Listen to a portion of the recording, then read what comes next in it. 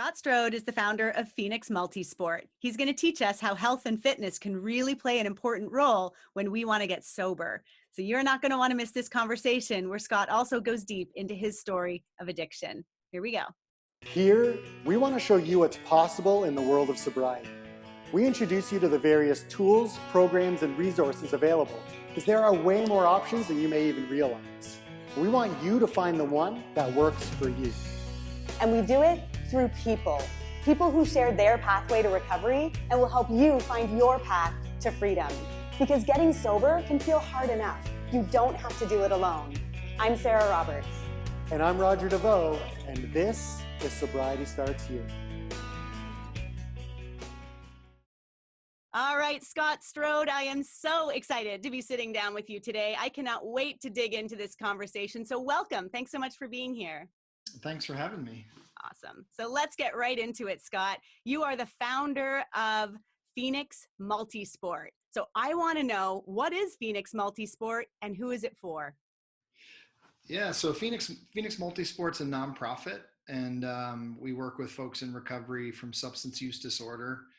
And it's actually free to anyone who's 48 hours clean and sober. You show up at one of our events. We use the inherent transformative power of sport and living an active lifestyle to help people heal from addiction, but also build a new peer group, kind of find their sober tribe. And so, really low sort of barriers to access. If you're 48 hours clean, sober, and you adhere to a code of conduct that basically says, don't be creepy and be nice.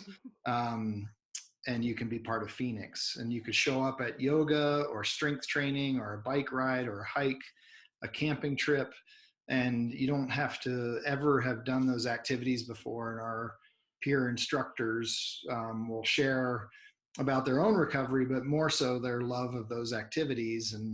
And pretty soon we're dreaming of what mountain we can climb in recovery then, as opposed to being identified by who we were in our disease. It sounds absolutely amazing. I wish there was a Phoenix Multisport in my neck of the woods here in Canada. I know you're looking to access this market for sure, but how many locations have you got right now, and where are they located in the US? So we've had a lot of growth in the last, say, 4 months. And so we're now in Southern California, Colorado. We're in Boise, Idaho. We're in Massachusetts, Philadelphia. We just opened in Chicago this week, and we're in Atlanta, Georgia, and we're looking to grow even more this year. We now have a way to grow with volunteer-led Phoenix sites. So people can go to our website to the initiate page and say, I want to bring a Phoenix to my community. And they can go through a training and either use those training tools to start something like Phoenix, or if there's a really close match on vision and values, they may actually become a Phoenix chapter. Wow. So are you saying that, let's say I owned a gym, I could then let Phoenix use my space and have sort of like a weekly or a nightly? How does that work? You tell me how it works. How about that? Sure. So basically, if you were a gym owner and you were willing to open your doors to your yoga studio or spin studio, and say we also found some people that were willing to volunteer to be instructors in that community, we would actually train you in the Phoenix model and then offer you sort of additional training and technical assistance. And if we feel like you're going to sort of protect the model and create that, we always talk about creating a both physically and emotionally safe environment. And if we feel that you really share that vision and have the right team pulled together, then you could become a Phoenix chapter. That's so cool. So are the locations that you have right now, are they Phoenix Multisport gyms, or is it the model that you're talking about where the facility has been donated for that way? Sure. So in Atlanta, in Philadelphia, in Chicago, those are all those sort of donated space and volunteer run. Whereas in Boston and Boise and Denver and Southern California, those are brick and mortar Phoenix sites. some of which we own, some of which we lease. Some also have a gym workforce development program. So if you're in early recovery, you could come in and we train you as a personal trainer or coach, and then you'd work on the sort of revenue side of the gym, and the general public can join that to help support the nonprofit. But it's also helping lift up our coaches and trainers, so your first job in recovery doesn't necessarily have to be working construction or in the kitchen at Applebee's or something like that. It could be something that's directly linked to your recovery. That is amazing. So are all of the instructors in recovery? Is that a prerequisite? They are, for the most part. Sometimes when we do kind of our volunteer-led programs, we'll have a trainer or coach who's a subject matter expert in what they're teaching, but then we'll have volunteers that are there to serve as that peer in recovery. So if, say, you wanted to do a spin class and that wasn't your background, you could be there as the peer in recovery, and the spin instructor would guide people safely through the activity. Mm-hmm. So that's one way we can reach more communities more quickly. It's fantastic. When did you I know 2006 is when you opened. Have you had this vision in your heart for as long as you can remember, or was this something that happened when you yourself got sober?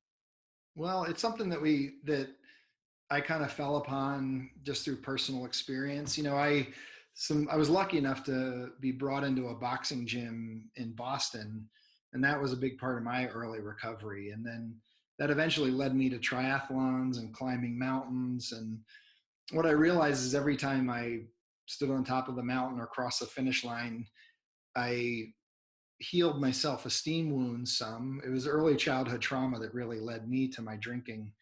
And it started to see myself in this new light, this really positive view of myself, believing that I could do whatever I put my mind to, mm-hmm. including staying sober. And then I came across my climbing partner when I moved to Colorado. He was in recovery, and my climbing partner in New England, she was not in recovery, but she was coming from the social work field. And we kind of put our heads together with a handful of other people and said, we got to make this more accessible to people in recovery, because as you know, a lot of people in early recovery are very isolated and alone and struggle to find out who they are in recovery. And I believe that the top of a mountain is the best place to find that. I love that. The top of the mountain is the best place to find that.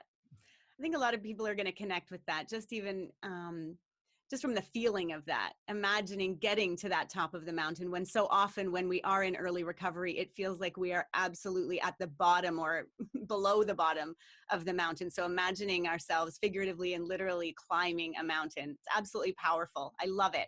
So tell us, what is the experience? So I'm interested to understand. All I need to have is 48 hours of consecutive sobriety to be able to join the gym. It's free. I know that donations are welcome, but how do you keep this thing going? So who donates? How does it get paid for? Tell us all those details. Sure. So a couple ways we raise some of our own funds. One is through that workforce development program. So if you became a personal trainer, you would essentially kind of pay Phoenix some rent to be in that workforce development program, train clients in our space, but we'd prepare you for that path.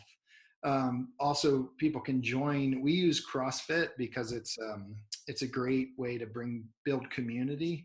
So we have CrossFit gyms that the general public can join in some of our cities that we operate in.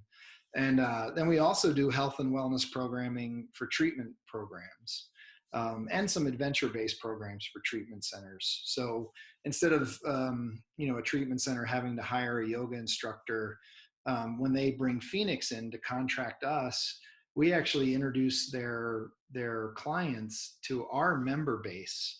So people automatically get plugged into this group of 100 or 300 or 1,000 sober folks in their community through the activities they're finding while in treatment. So it's a great opportunity to build your recovery support network before you leave this sort of safe and supportive environment of treatment. That's such a huge part of aftercare, isn't it? Making sure that people are continuing to be supported and feel that they can move into a new way of living, because it's, once you're in treatment, yeah, it's safe between those walls, but then all of a sudden you're back out. And of course, we know that relapse rates are, they skyrocket because people just aren't able to stay in that safe environment. And now you're out on your own and you're having to figure out your own way. So I love that this is something that people can do for their aftercare. So I want you to walk us through the experience. I am someone that is, let's say, brand new to sobriety. I'm a few days in. I've heard about you. I look online. I see that you have a facility in my neighborhood. What do I do? What are my first steps and where do I go? Yeah, I mean, all you do is you pick an event that sort of is intriguing to you. So whether you want to come to climbing or a boxing class, we just hit the bags, not each other, or CrossFit for the first time, Olympic weightlifting, whatever it is, you show up, and we are really intentional about trying to make that first connection really open and welcoming, and understanding that to turn that doorknob and walk into Phoenix for the first time takes some courage. And for many of us, it's the first thing we're doing without a drink or a drug in our system, to kind of make a social connection. So we try to welcome people in and meet them where they're at. It doesn't matter if you're coming from the nicest neighborhood in that community, or if you're pushing your shopping cart up with all your personal belongings in it and staying in a homeless shelter in the evening, you're welcomed in the same way to Phoenix. Because we have peer instructors, we really do kind of know where you're coming from, and understand that there's a lot of different pathways to recovery. And for some folks, Phoenix might be the only way that they're connecting with others in the recovery community. So we kind of bring folks in, we orient them to the space. We try to create, trauma-informed environments. So they're bright, they're welcoming. People can kind of choose at what level they want to engage. We don't rush people in. Like sometimes somebody will sit on the outside of the circle a bit, and our staff does a great job of sort of slowly bringing them in, getting a read on what level they want to be engaged at. Sometimes if you have 20 happy sober people run up to you and they're like, yeah, jump into the workout, it's great you're here, it can push some people right back out the door. But if somebody just walks over one-on-one and kind of learns a little bit about your story and then introduces you to somebody else, we try to connect people to folks that we think that they'll have a good connection with. So if a woman came in early recovery and you had been coming to yoga for some time, we may introduce her to you and say, do you mind showing her where to get the mats and where she can set up and that kind of thing. Then the instructor would facilitate the event. We try to have all of our events, be sort of widely varied as far as difficulty, so that if you're just moving your body for the first time, you can be part of it. Or if you were a Division I athlete and fitness was a huge part of your life, even during your addiction, you can still plug right in and be challenged by the activity, because the activity itself is sort of the greater adversity that we face together. So if we're riding our bike up a mountain in Colorado, or surfing for the first time in Southern California, paddling out is sort of bonds us together, because we got to get out through the waves, and then we're sitting on the outside waiting for a wave to surf, and we fist bump, and there's a friendship that's developed there. And it's in those friendships that really where the support comes from.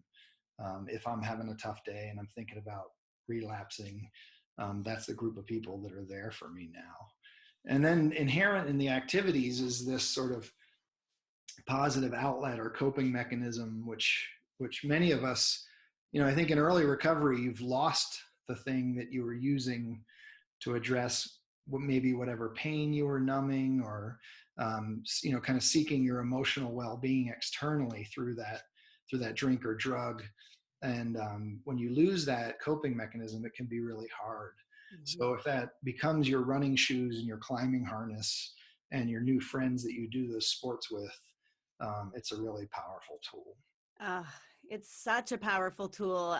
We talked earlier, my story that I used health and fitness as my recovery model. I was so ashamed of who I was and my truth that I tried to hide it behind health and fitness. I pretended that I was a healthy person, but I have to say I wouldn't change a thing about the way I recovered, because it truly did help to connect me with this amazing vessel that I get to live in. And I think that there's so much to be said for treating our bodies well and using them in ways that we also get to release those incredible, those those neurotransmitters that get released, and we start to feel better, and those endorphins are pumping. And like you say, that sense of community that you're now getting with others, achieving goals together, and those fist bumps. I can just imagine how exciting that is for everybody working together as a team. And that becomes addictive in and of itself. It becomes success breeds success. And we achieve that, maybe that one climb where we got so high, and then we work harder to get farther the next time. And I just love what you're doing. I can sense your passion. Obviously, it is incredible the work that you're doing in the world. I want to now get a little bit deeper, if you will, into your story and how health and fitness, helped to get you to this state, to this level in your life. But I'd love to let you kind of take us back a little bit farther back and share your story of addiction. Sure. Yeah. So I think, so I'll just say I'm not a, researcher or a therapist or a scientist or anything, but Phoenix has had in the last 11 years over 24,000 people in recovery come through our program, or connect to our program. And what I see as a reoccurring theme is something that was very true in my own story, which is sort of exposure to adverse childhood experiences.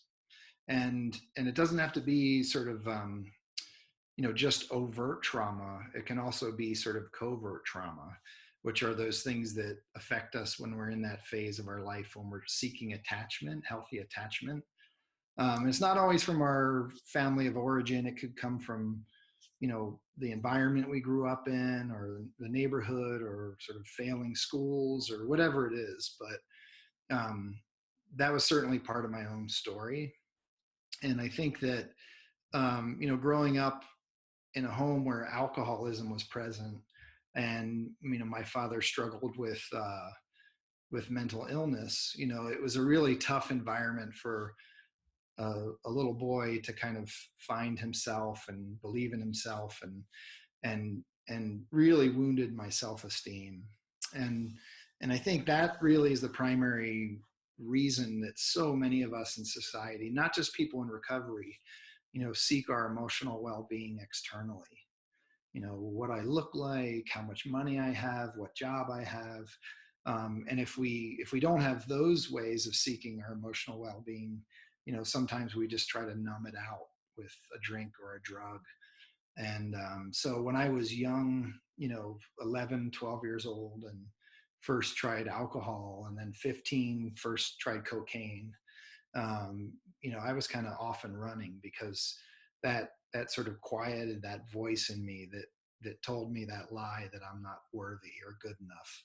And so I chased that for years until I was 24 and had moved to Boston. And it was interesting because I had glimpses of this other world. I went off, kind of got shipped off when I was a teenager, onto boats, and worked on boats for years. And the ocean kind of taught me that power of that sort of experiential learning, and the power of nature to kind of help us heal. But I still hadn't quit drinking yet. And so at 24 in Boston, when I finally did, the courage it took to get into the boxing ring for the first time, or to tie into that climbing rope for the first time, taught me that maybe that lie that I was telling myself all these years wasn't true. And so I started, crossing triathlon finish lines, and racing marathons, and raced Ironman, and climbed mountains.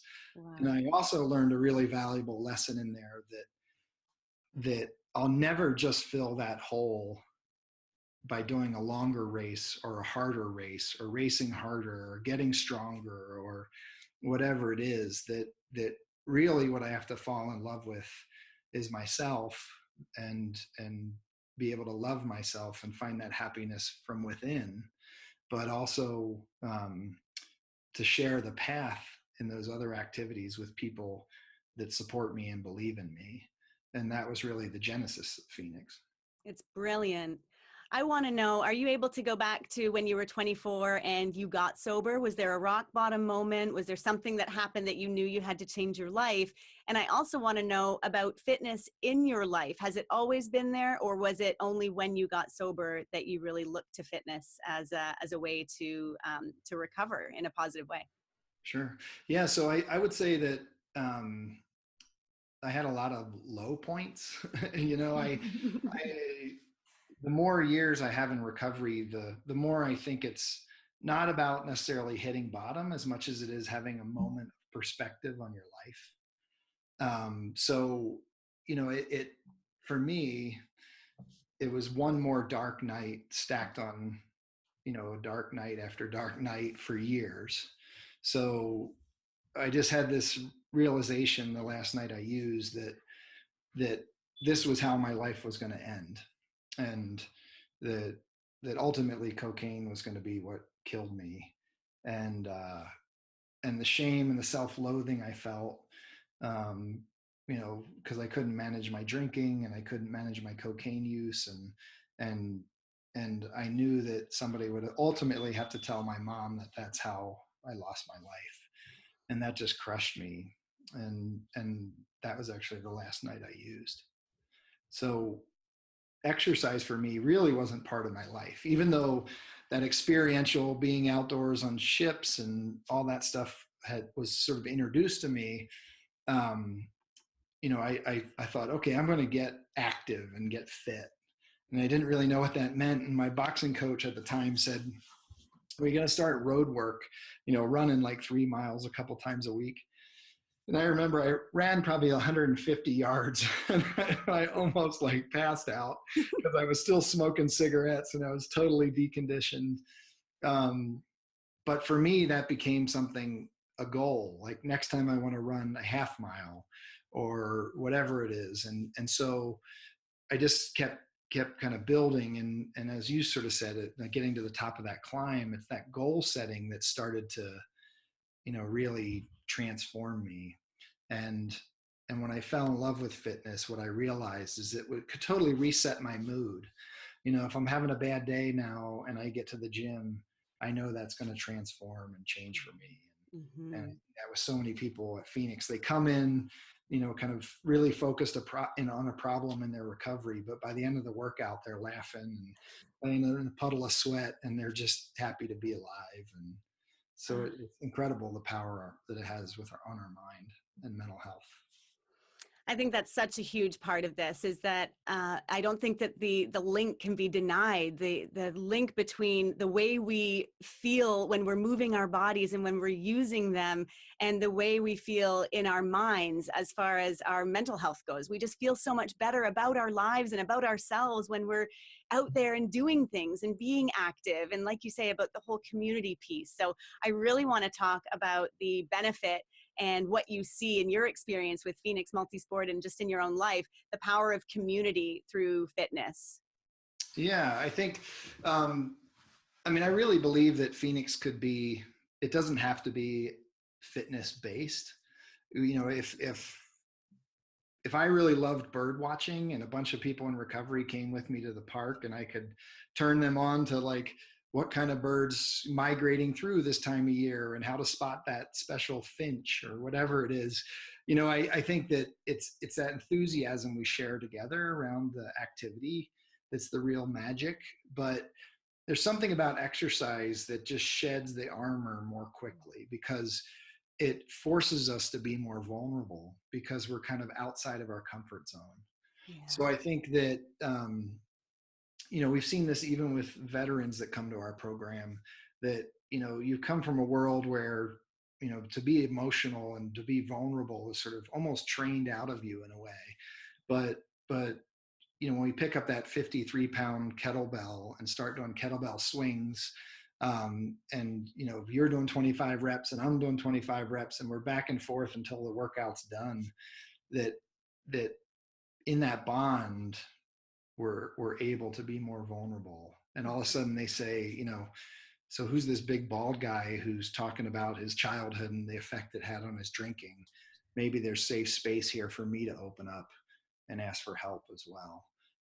And what I find is that we end up being there for each other. And that's the magic of Phoenix, I think, is that we really do show up as a peer. So no one's sitting in a taller chair than the other person. We're equal.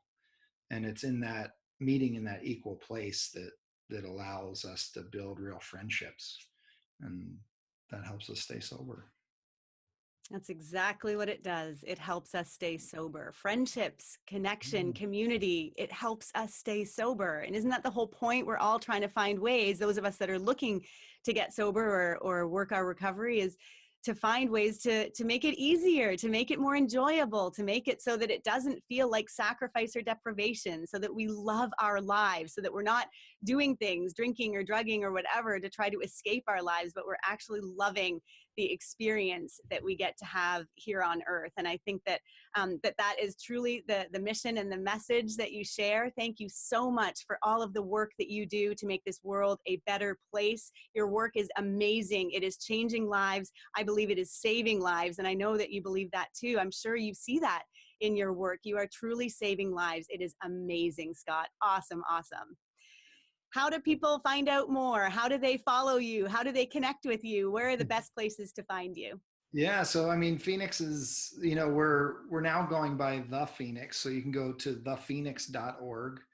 And on there is an initiate page. So if people want to bring us to their community, they can go there and fill out sort of the forms that they find there. They can also find out the places where we run programs by looking through our calendar on our website. We also have Facebook pages for all the communities that we operate in. So if you just find The Phoenix on Facebook, you can connect with us there, or on Instagram. Emails, you can always email info@thephoenix.org as a way to reach out and connect. But if there isn't a Phoenix chapter in your community, then you can always get into the gym yourself, you know, find a place that's supportive and that people aren't triggering you to drink. You could plug into yoga or cycling or whatever activity kind of speaks to you. And you can always reach out to us and we'll try to remove any barriers to access. If we know a gym in your community where you can plug in, or you can communicate with our team members through our social media stuff and find other people in recovery. You know, it's a network that's growing and will be in a lot more communities soon. But if you're also somebody who's in a position to be able to fund Phoenix, you can donate, and you can also reach out to us and talk about how to get Phoenix to your community. Because as a nonprofit, those donor dollars are how we get programs started all over the country.